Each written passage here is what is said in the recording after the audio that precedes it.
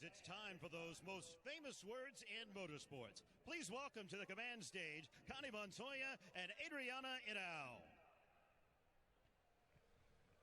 Drivers, start your engines!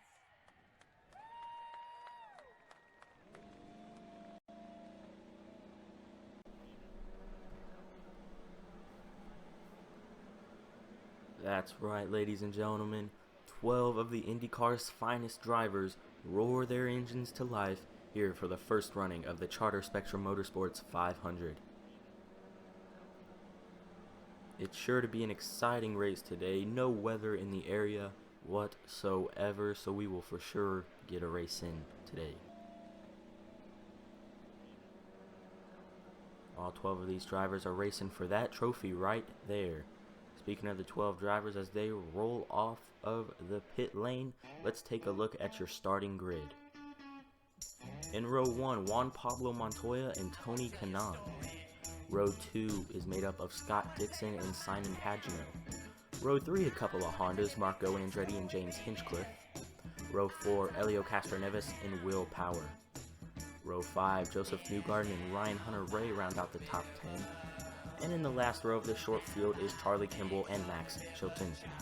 Here are your race facts. 10 laps, 12 drivers. It's the first ever IndyCar race on this track, and you will see speeds of more than 225 miles an hour. Now, here, the pace car pulls in. We are racing here in Nebraska.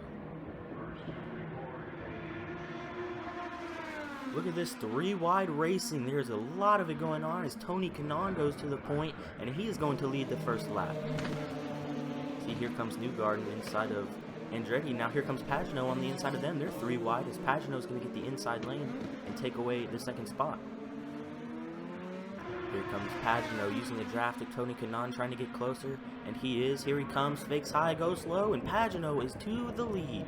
But here comes Kanaan on the inside. Now here's Newgarden using their draft. He's going to the outside, but he's going to lose all of his momentum as Pagenaud's going to lead another lap. Oh, and we have trouble. Kanaan.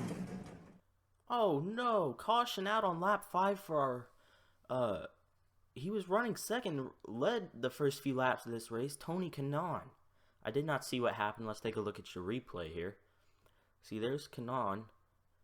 It looks like he just got loose and maybe overcorrected it. Let's take a look at it one more time, a little bit slower.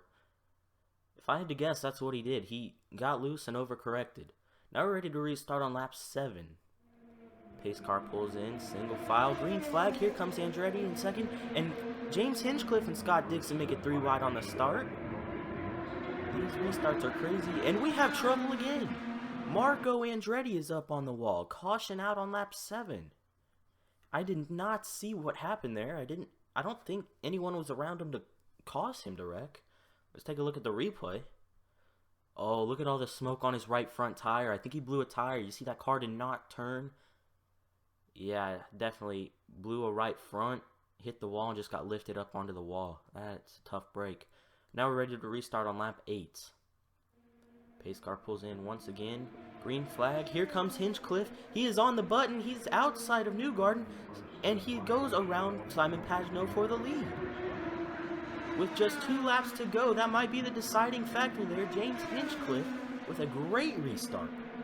Now Newgarden's on the button as he's going around Pagenaud, trying to catch up to Hinchcliffe. It's white flag. 1 more lap to go.